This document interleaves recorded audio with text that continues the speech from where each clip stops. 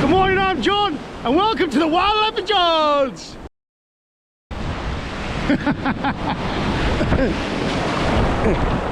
Today we're on the West Cumbrian coast in Flimby, searching a tide mark to see what we can find. We do have some beachside mysteries for you to enjoy.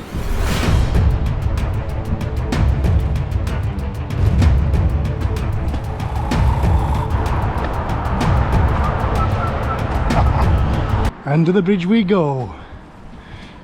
So, in West Cumbria, where I'm from in England, along the coast where we live, there's a train track. So in a lot of places, the only way to access the beach is under this little bridge. And I feel like a little troll. I'm the troll under the bridge and you may not pass. There's the bridge. And that's a train track. And there we go. We're on the beach. Along this stretch of Flimby, on the west coast of Cumbria, there's a lot of rock pools. The rock pools are home to a lot of what we call red runners and green runners, the shore crab. So a lot of the fish species like to come in, feed on worms and little crabs. I was hoping that I could still see the rock pool. It's not far off high tide now. So what I will do is, we'll have a little forage on this beach. Let's have a look and see what we can find. This is a common sight on the western coast. The trains run every hour or so, half an hour or so. What we do have is a type of sea snail called a limpet. If you look around in the rocks, you're sure to find one. And there you go, look right away.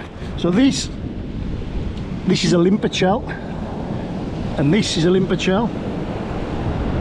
So these are redundant shells for limpets. A limpet is a type of sea mollusk from the sea snail family. Unlike a mussel or a cockle that has two shells to clamp together, these just have one shell called a univalve. If you look on top, it's got one solid cone shape, and that cone provides protection. So these limpets live on rocks, and this cone type shell protects them from birds and other animals. So here's an amazing fact about limpets for you. Limpets contain the strongest known biological material known to man, even stronger than spider's silk. Limpets feed by scraping off algae from the rocks using a very sharp tongue or the teeth. So the tongue type organ is called a radula. So on the radula there's like little teeth, very, very sharp for scraping things off rocks. So that's the limpet shell. Next time, hopefully, we'll be able to get to the rock pools and I can show you the living limpet. Oh, look at that, look what we found. An oyster. Oh, and look. Oh, so what's this, you may ask? This is an oyster shell. But what's even more interesting about this shell, if you see that hole there, so this is a murder mystery. If you see that hole that I'm looking through now, that looks like it was drilled by a person, but that's not the case. Some wrongdoing has happened here. What's actually happened here is, these oysters used to be everywhere in our sea, but they're a little bit more rare now. But if you can see that hole, see that perfectly drilled hole, believe it or not, that hole has been drilled by a sea whelk. So a sea whelk is a predatory snail that has used its sandpaper-like tongue and drilled a hole through this oyster shell to get to the oyster. Look at that hole. It looks like it's been machine drilled. That's amazing, that. That's a good find. Oh, look at that shell. That's a nice shell. Look at that. This has likely been home to a nice hermit crab. That's beautiful, that.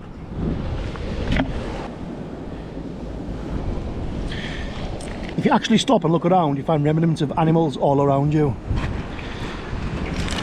Look at this find. This is a shore crab shell. So sadly this crab may have come to its end because I think it's slightly early for peeler crabs. So what I will talk to you about is, what is a peeler crab? So generally in late spring and throughout summer, crabs shed the shells, the molt. So this exoskeleton, this tough exoskeleton crab shell, when the crab outgrows it, it pushes the old shell off, and underneath it's grown its new shell, which is quite soft. So when you see fishermen talking about peeler crabs or soft shell crabs, it's when the crab, this is probably from a deceased crab, but when the crab sheds its shell and it has the soft shell underneath, that's what you know as a peeler crab. But yeah, when you look around, you can often find a lot of sea creatures just around your feet. This would have been much better if the tide was out, because I could have got at them and showed you them. But what I'm going to do is I'm just trying to show you the shells. Now this is nature's own barometer. This is called sugar kelp. So when this seaweed dries out, it gets like a sugary coat on the outside. It looks like sugar. So in the old days, people used to hang this outside the door, and to use it as a barometer, if it was floppy like this, it was going to be a wet day, and if it was dry, it would crisp up with sugar on the outside. So that's the sugar kelp. There's another oyster shell, another limpet, another limpet, another limpet. Sadly, a seagull seems to have lost its life. Oh my God, look at that. I'm not going to touch this. Are they shotgun shells? So while we're talking about the dog whelp murder mystery on the oyster, look at this. If you look closely, they look like cartridges to me. This is probably completely unrelated and lots of things wash up on the shore, but I'm not going to touch these because I can tell from them they are a certain type of cartridge from a shotgun.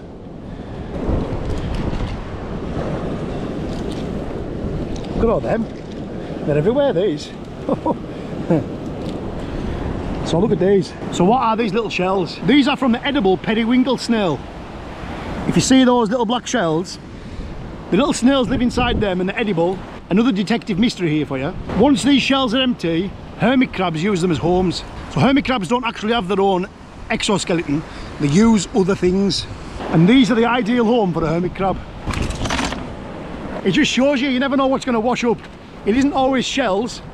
So we've got oyster shells, limpet shells, hermit crab shells. We've had an oyster shell with a dog whelk hole drilled in it. We found 2 shotgun shells, and all of these, I was supposed to be investigating the rock pools just in here, but if you just look right in front of your face, there's all kinds of treasures to be found. Some more limpets. I really wish I could get to the rock pool so I could show you a living limpet. If you are going to take limpets as bait, don't take all the limpets off one rock, because then that little ecosystem won't get cleaned, because they are the hoovers of the sea. Only take the ones you need and spread them out, so take 1 off each rock. Here's another nice shell.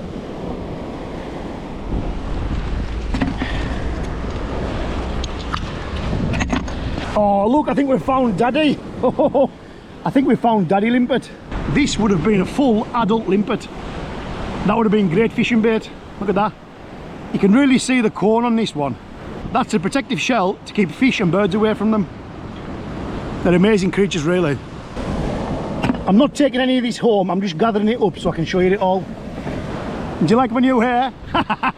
No, this is not my hair. This is an angler's worst nightmare. This is Bladder Wrack seaweed. If you look on the ends of the seaweed, there's little air bladders, given the name Bladder Wrack. So what the air bladders are for, when the tide washes over the seaweed, the little air bladders act like life jackets, and the seaweed turns upside down, floats to the top of the sea, so the seaweed can grow from the sun. So that's where the name Bladder Wrack comes from. This tree trunk type seaweed, this is the trunk from a type of seaweed called kelp. This thick solid trunk keeps this kelp safe in the rough Solway Firth. It looks a bit like a bullwhip. Oh, there's a couple of good ones. There's a couple of good examples. So these are whelk shells. These are a predatory snail. Unlike periwinkles, whelks are hunters. They use the strong shells to pry open mussels or cockles and eat them.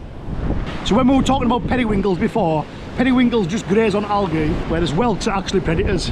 If you see one of these shells running fast, likely a really big hermit crab is living inside of one of these old redundant shells. Really nice to find.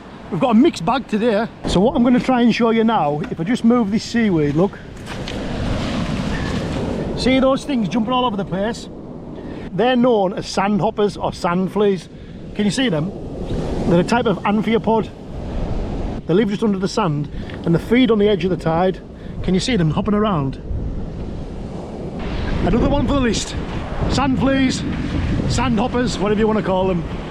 Today we found periwinkle shells, we found oysters, we found whelk shells, we found various seaweeds, we found limpet shells, we found sandhoppers. Next time we come down there'll be lots of little shore crabs running around, or what we call them around here, red runners and green runners. And we'll have a nice foraging video for you next time with Junior. Thanks for watching today. I hope you enjoyed this quick little educational video. Sadly we couldn't get in the rock pools. Next time we'll come down with Junior on the correct tide and we'll do some proper rock pool foraging. I hope you enjoyed today's video. If you did, please like it. Any interaction with my videos on my channel really helps. So if you haven't already subscribed to the channel, please subscribe to the Wildlife of Johns. I'll put these back on the tide mark now. And we'll see you next time.